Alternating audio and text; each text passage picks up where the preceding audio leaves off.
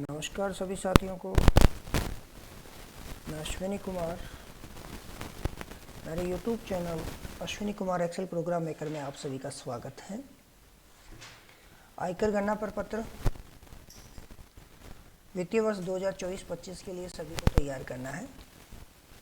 इस हेतु मैंने पहले एक व्यक्तिगत पर्सनल सभी अगर अपना इंडिविजुअल बनाना चाहे तो उसके लिए एक प्रोग्राम अपलोड कर दिया था। कुछ साथियों की डिमांड थी कि हम ये चाहते हैं कि हमारे पूरे स्टाफ का हम एक साथ तैयार कर लें, तो उससे तो एक प्रोग्राम तैयार किया है।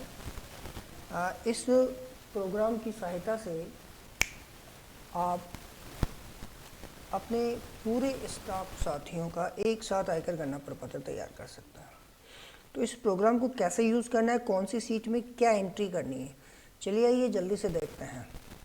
प्रोग्राम को आगे बढ़ने से पहले आप सभी लोगों से ये रिक्वेस्ट है कि प्लीज़ मेरे चैनल को सब्सक्राइब कर लो, ताकि जो भी नया वीडियो अपलोड करता हूँ तो उनके नोटिफिकेशंस आप सभी लोगों को मिल सकें। बेल आइकन को भी प्रेस कर दें। चलिए आइए देखते हैं इस टोटल अपन पूरे स्टाफ की गणना एक साथ कैसे करेंगे। बहुत ही इजी प्रोग्राम है, अच्छा भी लगेगा और एक साथ पूरे स्टाफ की आईटी कैलकुलेशन हो जाएगी। और आप इसको कैसे यूज़ करते हैं तो चलिए देखते हैं। तो जैसे ही आप ये प्रोग्राम डाउनलोड करेंगे, डाउनलोड करने के लिए आपको मेरी वेबसाइट जहां ऑफिस नेम में लिखा हुआ है वैसे भी www.ashwinisharma.com पे विजिट करना है, वहाँ पे आपको ये अवेलेबल हो जाएगा। तो इस हेतु आपको सबसे पहले डाउनलोड करोगे आप, तो डाउनलोड करते ही आपके पास एक ऐसा इंटरफेस आपको सामने दिखाई देगा, जहाँ पे सबसे पहले जहाँ ऑफिस नेम लिखा है यहाँ आप अपने ऑफिस का नाम लिख लीजिए। तो यहाँ आप अपने ऑफिस का नाम लिख लेना। देन आफ्टर एम्प्लॉयज़ नेम, आपके स्टाफ के जितने एम्प्लॉय हैं उनका नाम आप यहाँ लिख सकते हो। लगभग मैंने 100 एम्प्लॉयज़ के लिए यह बनाया है, तो एक साथ आप 100 एम्प्लॉयज़ का डाटा यहाँ पे लिख सकते हो। ये बात तो हो गई अपनी एम्प्लॉयज़ के नेम की। इसके अलावा देन आफ्टर उसके बाद पोस्ट है, तो पोस्ट आप यहाँ लिख सकते हो। पैन नंबर, ये तो एक बेसिक चीज़ें हैं, ज़्यादा इनके बारे में मैं चर्चा नहीं करूँगा क्योंकि वीडियो को लंबा नहीं खींचना। जहाँ आवश्यकता हो वहाँ मैं आपको बताता चलता हूँ। पैन नंबर है बेसिक मार्च 2024, यहाँ पे बेसिक लिखना ज़रूरी है क्योंकि बिना बेसिक तो अपन गणना भी क्या करेंगे। देन आफ्टर आपका HRA % है, अगर कर्मचारी का 10% है तो 10, अगर 20 है तो 20, जो भी HRA देई है वो यहाँ से अपन सेलेक्ट करेंगे। फिर है बोनस मंथ। बोनस मंथ में आपको केवल उन महीनों की संख्या लिखनी है जितने महीनों का बोनस मिला है, 1 महीने का, 2 महीने का, 3 महीने का, 12 महीने का। अगर बोनस नहीं मिला है तो आप इसको डिलीट कर देना। बोनस मिला हो तो यहाँ पे महीनों की संख्या, अदरवाइज डिलीटेड। देन आफ्टर अगला आप मेरा ऑप्शन है DA एरियर। DA एरियर में आपको यहाँ पर यस और नो का 2 ऑप्शंस दिए गए हैं चयन करने के लिए। अगर आपको DA एरियर मिला है तो यस का चयन करें, अदरवाइज नो का चयन करें अगर नहीं मिला हो तो। देन आफ्टर अगला कॉलम अपना है सरेंडर मंथ।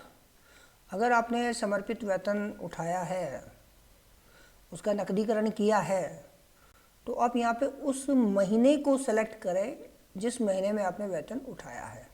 मार्च 24 से लेकर के फरवरी 25 तक अपने पास ड्रॉप डाउन बना हुआ है, तो वो आ जाएगा। देन आफ्टर है CCA अमाउंट। अगर आपको CCA अमाउंट दी है, सिटी अलाउंस, तो आप यहाँ पे उसको फीड करें कितना अमाउंट मिल रहा है। वॉशिंग अलाउंस यहाँ फीड करें, हैंडीकैप्ड अलाउंस आप यहाँ फीड करें। इसके बाद आपके पास 2 ऑप्शन और है इसमें, अदर अलाउंस और 1 एंड अदर अलाउंस 2, ये आपके अलाउंसेज हो गए। इसके अलावा किसी कर्मचारी को अदर इनकम हो तो यहाँ अदर इनकम लिखेगा। बैंक इंटरेस्ट अमाउंट, बैंक से कोई इंटरेस्ट प्राप्त हुआ तो उसकी एंट्री यहाँ हो जाएगी। और अगर अदर कोई भी इंटरेस्ट या अदर कोई आपका FD का इंटरेस्ट है, बैंक इंटरेस्ट के अलावा लिखना है यहाँ पे। बैंक इंटरेस्ट इसमें ऐड नहीं करना है, बैंक इंटरेस्ट आपका यहाँ आ जाएगा। और अदर कोई इंटरेस्ट है या और कुछ भी आपकी कोई अदर इनकम यहाँ है, अन्य कोई इंटरेस्ट है वो यहाँ आपको फिल करना है। ये तो अपना मास्टर डेटा का सीट। वो छोटा सा सीट है, कोई इसमें कोई ज़्यादा ऐसी बातें नहीं है, लगभग खाली भी रहते हैं। तो चलिए, अब इसमें डिडक्शंस के लिए आपको 3 सीट मिले हैं, 3 सीट आपके डिडक्शंस के हैं। तो डिडक्शंस में अपन को मैं सरसरी दस्ते से आपको बता देता हूँ कैसे यूज़ करना। पहला अपना है डिडक्शन 1। तो इसमें नॉर्मल जो अपनी पहली चीज़ है एसआई का, पहला जो आपका डिडक्शंस नेम है वो एसआई का अमाउंट मंथली कितना है वो आपको यहाँ फिल करना है। अगला ऑप्शन दिया है मैंने जीपीएफ 2004 अदर देन सैलरी, मतलब सैलरी के अलावा, स्लैब के अलावा, अदर देन स्लैब, मतलब अगर स्लेब से हैं तो वो ऑटो ले लेगा। अगर स्लेब के अलावा है, जैसे मान लीजिए आपका स्लेब तो 4200 का बनता है लेकिन आप 8000 रुपये कटवा रहे हो, तो यहाँ 8000 मैंने फिल कर दिए। अगर 4200 सैलरी के अकॉर्डिंग कट रहा है तब कोई दिक्कत नहीं है, आपको यह फिल करने की आवश्यकता नहीं है। देन आफ्टर कब जीआईएस अमाउंट है, जीआईएस अमाउंट आपको कितना कटा रहे हो, 0 है, 700 है, 1400 है, 2100, जो भी अमाउंट हो आपको यहाँ पे फिल कर दीजिए। हितकारी निधि आपका 250 और 500, दो ऑप्शन है आपके पास। तो अगर 250 है तो 250, 500 है तो 500। फिर अगला कॉलम है अपना एलआईसी फ्रॉम सैलरी। तो आपकी सैलरी से जो एलआईसी कट रहा है वो आपको यहाँ मंथली जो आपका एलआईसी है वो यहाँ आ जाएगा। इसके बाद इनके अलावा भी अगर आपके कोई डिडक्शंस कटे हैं तो वो आप अदर डिडक्शन 1 और 2 में फीड कर सकते हो। फिर इधर अगर अपन देखें तो इधर आगे टैक्स डिडक्शन है मंथली, मार्च से लेकर के फरवरी तक आपका कितना टैक्स बनता है वो टैक्स आपको यहाँ फीड करना है। बस ये आपका डिडक्शन 1 था, बहुत इजी था और कोई ज़्यादा ऑप्शन है नहीं इसमें। फिर डिडक्शंस 2, हाँ डिडक्शन 2 में देखिए थोड़ा सा समझ लीजिए इसको। पहला अपना डिडक्शंस में है एचआरए। अगर आप कर्मचारी एचआरए की छूट लेना चाह रहा है तो यहाँ पे आप एचआरए का अमाउंट कितने की छूट ले रहा है उसका अमाउंट यहाँ फीड करोगे। फिर इनकम फ्रॉम हाउस प्रॉपर्टी, अगर हाउस प्रॉपर्टी से कोई इनकम है तो वो यहाँ फीड करनी है। फिर है होम लोन इंटरेस्ट, अगर आपका होम लोन लिया हुआ है उस पर कितना इंटरेस्ट बना, जो ब्याज बना उसकी एंट्री आपको यहाँ करनी है। देन आफ्टर आपका होम लोन प्रीमियम, इंटरेस्ट और प्रीमियम दोनों की एंट्री यहाँ हो जाएगी। फिर है LIC other than salary, salary वाली जो एलआईसी थी वो अपनी यहाँ आ चुकी है एलआईसी फ्रॉम सैलरी में। और डिडक्शंस 2 में एक एलआईसी और है वो है अदर देन सैलरी, मतलब वो तो सैलरी से कट रही है वो तो वहाँ आ जाएगी। अगर सैलरी के अलावा भी आपको एलआईसी का अमाउंट जमा करा रहे हो तो वो उसकी अपन को 12 महीने में जितना करवा रहे हो उसकी एंट्री आपको यहाँ करनी है। इसके बाद पीएलआई है, ट्यूशन फीस है, यूएलआईपी है, NSC interest, PPF, NSS, Sukanya, equity link saving, deferred unity and PPEF, ATCCD 1 लगभग अभी बंद हो चुका अपने राजस्थान गवर्नमेंट में ये, ATCCC and other deposit in section ATC. अगर इनके अलावा भी आपका कोई एटीसी में आपने डिपॉजिट किया है तो उसकी एंट्री आपको यहाँ पे करनी है। तो ये आपका डिडक्शन 2 का सेट था। फिर अपना डिडक्शन 3 में जो अपने 1.5 लाख के अलावा जो कटौतीज़ हैं उनकी अपन यहाँ एंट्री करेंगे। तो यहाँ पर एटीसीसीडी 1 है, इसमें एटीसीसीडी 1B में मैक्सिमम 50,000 हैं, ये नॉर्मली अभी अपन लोग नहीं करा रहे हैं। फिर एटीडी है और एटीडीडी, एटीडीडीबी, एटीई, एटीजी, एटीयू, एटीजीजीए और एटीईई, एटीईईए और TDS tax other than salary. अगर यहाँ वो आपको टैक्स भरना है जो आपने सैलरी के अलावा अगर आपने कोई टैक्स डिडक्ट हुआ है आपका तो वो उसकी एंट्री आपको यहाँ पे करनी है। तो ये अपना डिडक्शन 3 था। बस ये एंट्रीज आपको इस प्रकार से डिडक्शन मास्टर डेटा, डिडक्शन 1, 2 और 3 की एंट्रीज करनी है सभी एम्प्लॉयज़ की, और सभी एम्प्लॉय का डेटा आपके साथ तैयार हो जाएगा। तो मैं चर्चा करता हूँ आगे की, आगे आपको क्या करना है। जस्ट कहूँ तो आगे कुछ भी नहीं करना है। सबसे पहले देखिए GA 55, इसमें 2 सीट और बचे हैं, GA 55 और tax calculator by Ashwini, that means tax calculation है मेरा।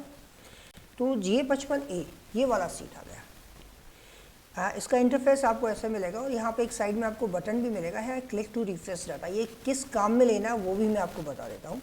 तो सबसे पहले आपको एक को सेव भी करना है। सेव एज आप PDF कर सकते हो इसको या इसका प्रिंट ले सकते हो, जो भी आपको करना है आप कर सकते हो। तो सबसे पहले मैं आपको अगर दिखाऊं तो यहाँ अपने पास यहाँ एम्प्लॉय नंबर, ये नंबर कौन सा नंबर है तो मैं बता दूं कि मास्टर डेटा में जो अपना ये सीरियल नंबर है ये अपना यहाँ पर एम्प्लॉय नंबर है, ठीक है। तो जैसे अभी यहाँ एक नंबर पे आप देख रहे हो अश्विनी कुमार 1 आया हुआ है, तो यहाँ मास्टर डेटा में अश्विनी कुमार 1 है। अगर मैं यहाँ पे 2 लिखूँ और एंटर प्रेस करूँ तो यहाँ पे अरुण कुमार आ चुका है।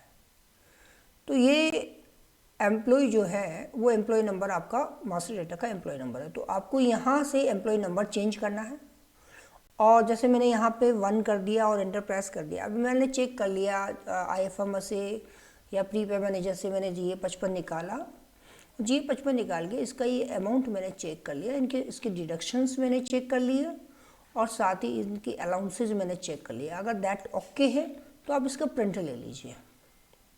इसका प्रिंट लिया अपन ने और प्रिंट लेके के अपना इसको एक बार मैच कर लेना है। इसके साथ ही आपको टैक्स कैलकुलेटर का भी प्रिंट लेना है। कैसे? जैसे मैं यहाँ से एम्प्लॉय नंबर 2 का मैंने चेंज किया तो टैक्स कैलकुलेटर में वो 2 नंबर का ही आपको यहाँ पे दिखाएगा, सभी का एक साथ नहीं दिखाएगा। अगर आपको 1 का देखना है तो आपको पहले यहाँ पे GA55 वाली जो सीट है वहाँ पे आपको 1 एंटर करना पड़ेगा, फिर आप टैक्स कैलकुलेटर वाले में 1 आओगे। तो यहाँ पे 2 ऑप्शन आपको यहाँ, एक ऑप्शन यहाँ रेज्यूम का दिया हुआ है। अगर आप ऑल रेज्यूम में चेक करना चाहते हो तो ऑल रेज्यूम पे क्लिक करोगे आप, तो ओल्ड रेज्यूम के हिसाब से ये टैक्स कैलकुलेट करके आपको दे देगा। आप दोनों का कंपैरिजन कर लेना कि भाई अपने न्यू में कम बन रहा है या ओल्ड में कम बन रहा है। क्योंकि अगर आपके होम लोन के इंटरेस्ट है, चाहे कि आप छूट ले रहे हो, कहीं किराए पे रहते हो, तो अगर वो बहुत आपके ज़्यादा हो रहे हैं तो आपको डेफिनेटली ओल्ड में फ़ायदा होगा। अदरवाइज़ न्यू रेजिम की जो टैक्स स्लैब्स है वो बहुत कम हो चुकी है, इसलिए इस बार टैक्स स्लैब के अकॉर्डिंग अगर अपन बात करें तो न्यू रेजिम में बहुत कम टैक्स बन रहा है। तो इस प्रकार से ये एक प्रोग्राम था। और यहाँ पे मैं एक वो बटन की बात करना भूल गया आपसे, click to refresh the data. हाँ, ये बटन आपको कब यूज़ में लेना उसके बारे में आपको बता देता हूँ। जैसे मैंने यहाँ पे 1 लिखा हुआ है और मेरे 1 नंबर का डेटा मेरे सामने आ चुका है। मैं जैसे यहाँ पे 2 प्रेस करूँगा मेरे पास 2 का डेटा आ जाएगा। तो मान लीजिए मेरा कोई अमाउंट, जैसे मेरे को ये वाला एरिया अभी नहीं मिला, अक्टूबर वाला जो एरिया मुझे नहीं मिला, मैं इसको डिलीट कर देता हूँ। चलो मैंने डिलीट कर दिया। तो अब ये यहाँ से फॉर्मूला तो हट गया। तो अब अगर मैं यहाँ पे 1 एम्प्लॉय नंबर 1 लिखूँ तो भी वो अमाउंट नहीं आया। तो मुझे क्या करना है कि वो फॉर्मूलाज मेरे को वापस रिवर्ट करने के लिए मैं इस पे क्लिक करूँगा, click to refresh the data. और जैसे ही मैं इस पे क्लिक करूँगा और मैं यहाँ पे 1 एंटर करूँगा और ये देखिए आप 1 और एंटर 1 जैसे मैंने लिखा, मेरा ये वापस यहाँ पे जो DA रेट अक्टूबर वाला मैंने हटाया था वापस आ चुका है। तो ये बटन आपको तभी काम में लेना है, आप ले लेना काम में, ऐसा कुछ नहीं है। लेकिन मैं ये कर रहा हूँ कि कोई फॉर्मूला अगर अपन से गलती से हट गया हो तो अपन सेकंड एम्प्लॉय अगर लेते हैं तो उसके फिर वो अमाउंट नहीं आएगा। तो उससे पहले अगर आप सेकंड एम्प्लॉय लेते हो तो एक बार रिफ्रेश डेटा ज़रूर कर लेना, ताकि जो फॉर्मूलेज हटे हुए हैं वो वापस आ जाए। तो ये था अपना पूरे ऑल स्टाफ का एक साथ कैलकुलेट करने के लिए IT कैलकुलेटर था।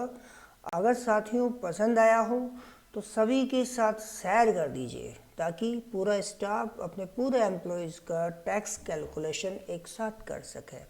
ओके मित्रों, डाउनलोड करने के लिए मेरा वेबसाइट है, चैनल को सब्सक्राइब करना ना भूलें, सब्सक्राइब करें। ओके, जय हिंद, जय भारत।